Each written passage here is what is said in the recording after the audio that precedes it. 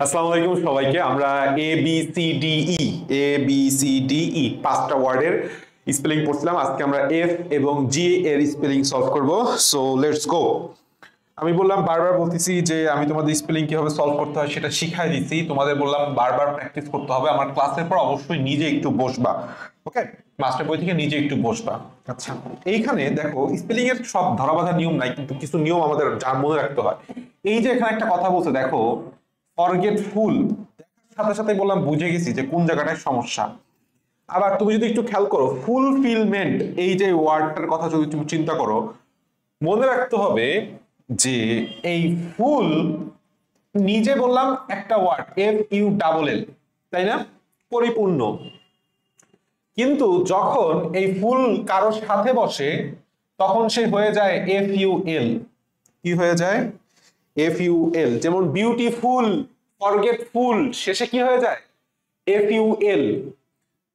আবার আরেকটা ওয়ার্ড আছে ফিল, FILL।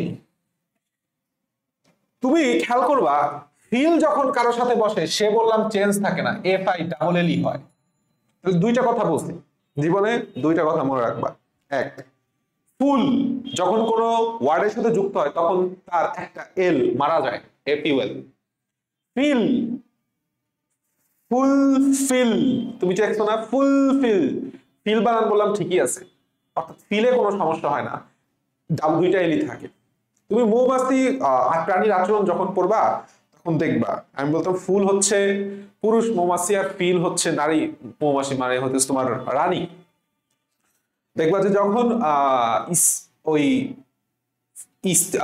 রানী মৌমাছি যখন শুক্রাণু গ্রহণ করে, পুরুষ মৌমাছি বললাম শুক্রাণু দিয়ে মারা যায়, কিন্তু রানী মৌমাছি বললাম ঠিকই বাইচে থাকে। ঠিক আছে, পৃথিবীটাই এমন। হ্যাঁ, তো ঠিক একইভাবে ফুল যখন কোনো ওয়ার্ডের সাথে যুক্ত হবে তার একটা এল মারা যাবে, কিন্তু ফিল বললাম ঠিকই সেম অবস্থায় থাকবে।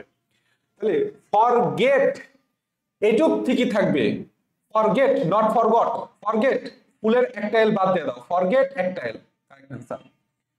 আচ্ছা, এরপরে বলছে সেটা হচ্ছে ফ্যালাসাস। ফ্যালাসাসের উচ্চারণটা এইভাবে মনে রাখতে হবে, ফ্যালাসাস বানানে ফল আছে, FALL, ফল প্লাস অ্যাসিয়াস, ACIOUS, অ্যাসিয়াস। তাহলে ফ্যালাসাস বানানটাকে আমরা কিভাবে উচ্চারণ করব? ফল অ্যাসিয়াস, ফল, ফল অ্যাসিয়াস। অনেকেই ভাবে বলে ফাল্লাসিয়াস, এটাও পড়তে পারো, কোনো সমস্যা নাই। ফাল্লা, ফাল্লাসিয়াস। ফুলফিলমেন্ট আমি তোমাকে বললাম যে ফুলফিল বানানে তুমি এখানে দেখো দুইটা এল, দুইটা এল, দুইটা এল, মানে কোনোটাই হবে না, একটা এল যুক্ত হবে। ফুলফিল, ফুলফিল, ফুলের একটা এল, ফিলের দুইটা L. Which one is the correct spelling? Forfeit. মনে রাখতে হবে ফোরফেইট বানানটা হচ্ছে ফর ফে ইট। কিভাবে পড়বো?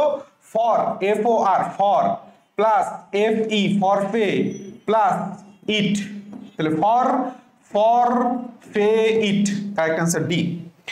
স্পেলিং বলছে ফ্যাসিনেশন, FASCI। ফ্যাসিনেশন মানে আমরা সবাই জানি FASCI, ফ্যাসিনেশন, NATION, সেটাই দেখতেছি ফ্যাসিনেশন, বাস কারেক্ট। এরপর বলছে ফোকলোর। ফোকলোর বানানটা হচ্ছে একদমই সোজা, ইজি, তুমি এভাবে মনে রাখবা। ফোক, ফোক সং তো জানোই, FOLK, এটা তো সবাই জানো, ফোক সং শুনছো না, বাউল গান, তাহলে FOLK। আর শেষে লাগাই দিবা হচ্ছে লরে, ফোক লরে, ফোক লরে, ফোক লরে, ফোক লরে। উচ্চারণ কি করবো এখন থেকে? ফোক লরে। আচ্ছা আসো, এরপরে বলছে ফরেনার বানান। এটা একটা জোস প্রশ্ন। ফরেনার, ফরেনার হচ্ছে FORE, ঠিক আছে? FORE নাকি FORI, এইটা হচ্ছে সবচেয়ে ঝামেলাপূর্ণ জিনিস। তো আমি যে জিনিসটা পড়ি সেটা হচ্ছে ফর, FOR, ফর, এই GNER। তোমাকে দুইটা জিনিস মাথায় রাখতে হবে। এক নাম্বার কথা হচ্ছে এই, দুই নাম্বার কথা হচ্ছে জি।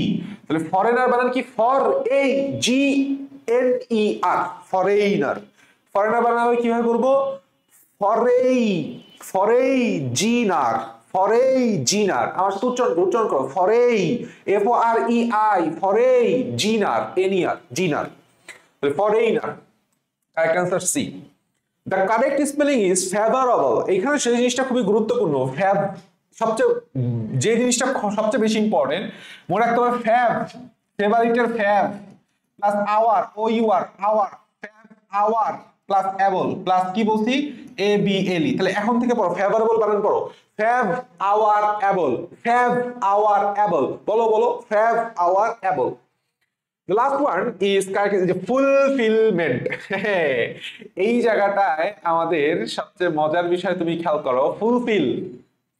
ফুলফিল বানানে যদি তুমি দেখো ফুলফিল কথাটা এক্সেপশনাল, আমি তোমাকে বললাম যে fill F I double L সবসময় থাকে, কিন্তু ইউকে ভার্সনে ইভেন তোমার ইউএস ভার্সনেও তোমার যদি লেখো বা ইউকে ভার্সনে লেখো কারেক্ট স্পেলিং বললাম F U L F I L E হয়। তোমাকে আমি একটা মজার জিনিস দেখাই, দাঁড়াও একটু ওয়েট করো, আমি তোমার একটা জিনিস দেখাই, একটু নেট থেকে দেখাই, সবচেয়ে মজার মানে তোমার এই জিনিসটা মাথায় গাইতে থাকবে, তাইলে 1 মিনিট সময় দাও আমাকে।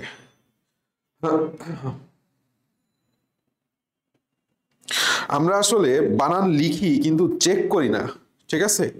আমরা আসলে বানান লিখি কিন্তু চেক করি না, তো এই জন্য আমরা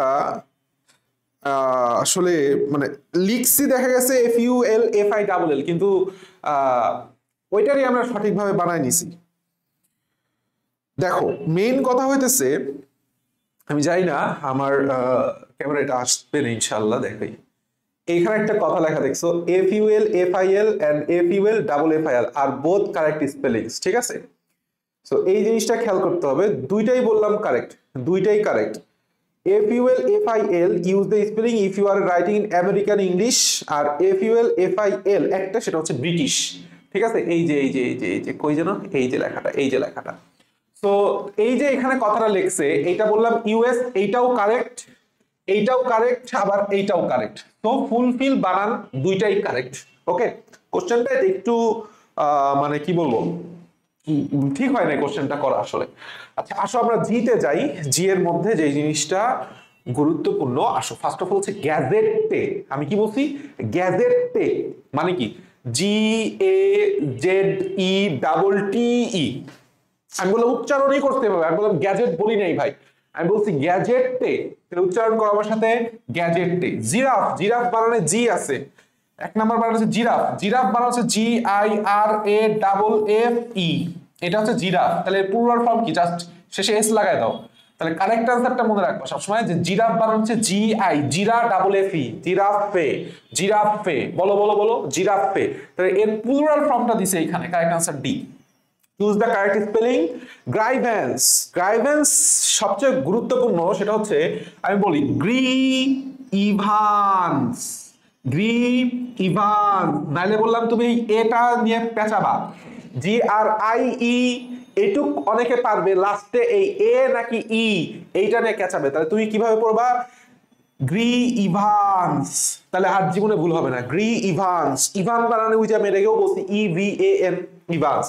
গাইনিকোলজি মেডিকেল টার্ম মানে হচ্ছে এই, মেডিকেল টার্ম মানে হচ্ছে এই, কোন জায়গায় এই আছে, একটা জায়গায় এ কি আছে, gynae, G Y gy N A E nee, gynaecology.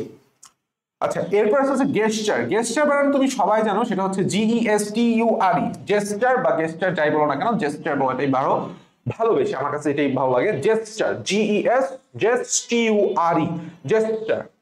আচ্ছা এরপর একটা প্রশ্ন আসছে, এই প্রশ্নটা না বেশ ইম্পর্টেন্ট, সেটা হচ্ছে এই যে গুলোটাইন বা গাইলোটাইন যাই বলো না কেন, সেটা হচ্ছে জি গু ইলো, ইল বানান করছো না, ইল অসুস্থ, তাহলে তুমি দেখো গু লেখো G U, gu plus ill O T I N E, gu ill ও টাইন, গুইলোটাইন। তাহলে তুমি যদি একবারে পড়ার তোমার ইচ্ছা হয় তাহলে তুমি এখন থেকে এভাবে পড়বা গুইলোটাইন, কি বলছি গুইলোটাইন, আর ভেঙে ভেঙে পড়লে গু ইল্লোটাইন, গু ইল্লোটাইন বা গু ইল ও টাইন, ইল, ইল লেখো না, ইল অসুস্থ, আই ডাবল এল, ইল, সেটু। তাহলে তোমার এখন কাজ কি, তোমার এখন কাজ হচ্ছে এই যে এফজিটা আমি তোমাকে পড়াইলাম, তুমি সুন্দর মতো প্রশ্নটা সলভ করবা, সময় পাইলে এই বক্সের গুলা সলভ করবা, খুব বেশি বললাম সমস্যা নাই। দেখো এখানে আমি কোন জিনিসটা লাগবে আমি তোমাকে বলে দিচ্ছি, সেটা হচ্ছে এই জিনিসটা খুব গুরুত্বপূর্ণ, গেরিলা বানান GUE ডাবল আর, আর গাইডেন্স বানানটা ভেরি ভেরি স্টার, তিনটা স্টার মারো, তিনটা স্টার মারো। গাইডেন্স, GUIDEAN না বললাম তো। গাইডেন্স বানানে আমি ফলো করতাম ডান্স আছে, কি আছে? ডান্স আছে। গাইডেন্স বানানে কি আছে? ডান্স আছে। ঠিক আছে। Guarantee, GUARAN double T double E. খুবই গুরুত্বপূর্ণ। আরেকটা প্রশ্ন আছে, কই জানো?